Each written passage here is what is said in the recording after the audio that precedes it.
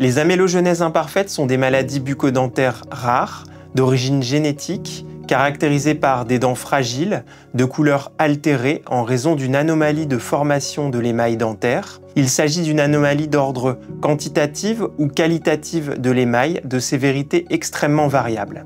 Ces maladies ont des conséquences fonctionnelles, mais aussi esthétiques ou psychosociales importantes pour les patients. Leur prévalence varie de 1 pour 700 à 1 pour 1400.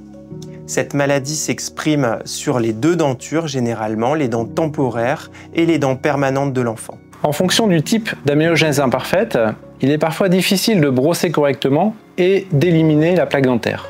La plaque dentaire, c'est quoi? C'est ce dépôt que vous allez voir à la surface des dents et qui va se déposer après chaque repas. Cette plaque dentaire contient des microbes qui peuvent provoquer soit une inflammation de la gencive, qui peut gonfler et saigner, soit qui peut aboutir au développement de caries dentaires s'il y a des sucres, soit les deux. C'est la raison pour laquelle c'est très important de brosser tous les jours, 2 fois par jour, avec un dentifrice fluoré. Et c'est encore plus vrai dans le cadre de l'amélogénèse imparfaite, et Caroline, tu vas nous expliquer pourquoi.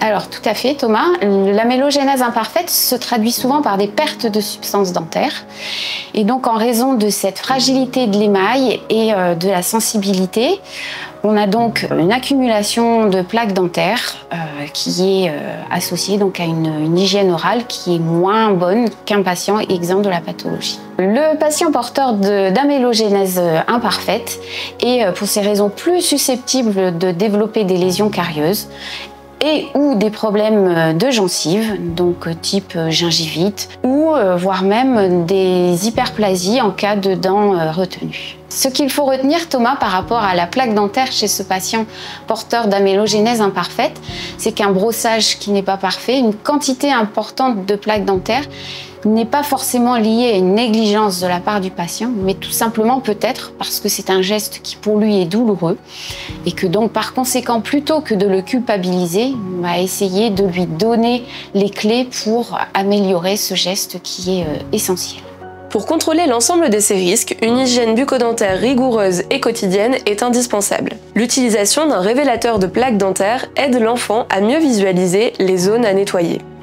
Privilégiez une brosse à dents souple, d'une taille adaptée à l'âge de l'enfant. Si l'enfant la tolère bien, une brosse à dents électrique peut être un outil efficace. Les espaces interdentaires peuvent être nettoyés à l'aide de fils dentaires, mais également de brossettes interdentaires ou de bâtonnets interdentaires, plus particulièrement lorsqu'il y a des restaurations sur les dents. L'usage d'un dentifrice fluoré est particulièrement recommandé étant donné la fragilité de l'émail.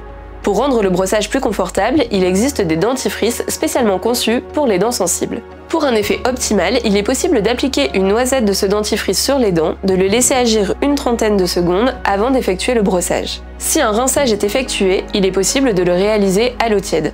À partir de 6 ans, l'enfant a davantage de dextérité, ce qui lui permet d'utiliser une technique de brossage plus élaborée, toujours sous supervision d'un adulte. Il brossera séparément ses arcades dentaires en inclinant la brosse à dents à 45 degrés, ce qui permet un meilleur nettoyage de la gencive. Il brossera l'ensemble des surfaces dentaires en suivant toujours le même trajet, c'est-à-dire d'un bout à l'autre de l'arcade.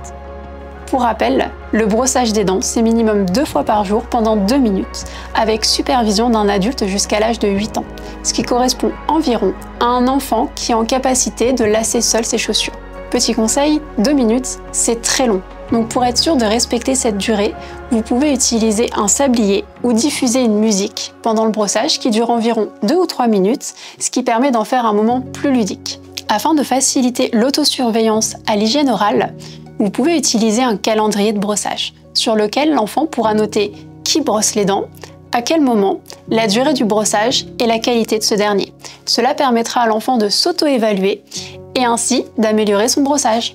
En fonction de l'atteinte des tissus dentaires, mais aussi des sensibilités, le chirurgien dentiste est amené à vous proposer des conseils d'hygiène personnalisés ainsi que des solutions thérapeutiques adaptées à chaque situation. Ces thérapeutiques sont variables. Il s'agit tout d'abord de reminéraliser les surfaces dentaires à l'aide de vernis fluoré, mais aussi de scellement de sillons dentaires.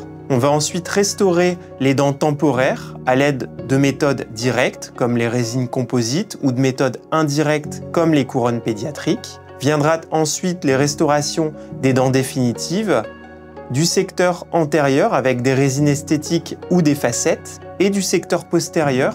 Les dents seront cette fois-ci restaurées avec des couronnes pédiatriques ou des onlets en résine composite notamment, qui ont l'avantage d'être esthétiques et faciles à adapter.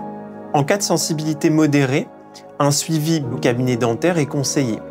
Ce suivi permettra de réaliser les applications de vernis à haute teneur en fluorure, à réaliser les scellements de sillons dentaires, mais aussi à surveiller l'intégrité des restaurations qui sont présentes en bouche. Au domicile, il sera bien sûr important de conserver une hygiène orale rigoureuse avec un brossage dentaire bicotidien durant 2 minutes, avec une brosse à dents souple et du dentifrice fluoré adapté à l'âge de l'enfant, c'est-à-dire 1450 ppm de fluor entre 6 et 10 ans, sous supervision d'un adulte, puis de manière autonome lorsque l'enfant grandira. Ce brossage sera bien sûr complété par un nettoyage interdentaire rigoureux, notamment lorsque l'enfant présente des couronnes pédiatriques ou des restaurations importantes. Ce nettoyage interdentaire sera réalisé avec du fil interdentaire ou encore avec des brossettes qui seront adaptées aux espaces. Enfin, il sera aussi nécessaire de conserver une alimentation qui soit la moins cariogène possible, c'est-à-dire en limitant les apports de sucre, les boissons sucrées, mais aussi les grignotages. En cas de sensibilité forte, le suivi au cabinet dentaire sera cette fois recommandé. En cas de doute sur la présence d'une amélogenèse imparfaite chez votre enfant, n'hésitez pas à en parler à votre chirurgien dentiste. Si vous avez des difficultés de prise en charge, vous pouvez bien sûr vous rapprocher de la filière maladies rares tête et cou, en particulier du réseau ORARE, qui structure la prise en charge des maladies rares orales et dentaires.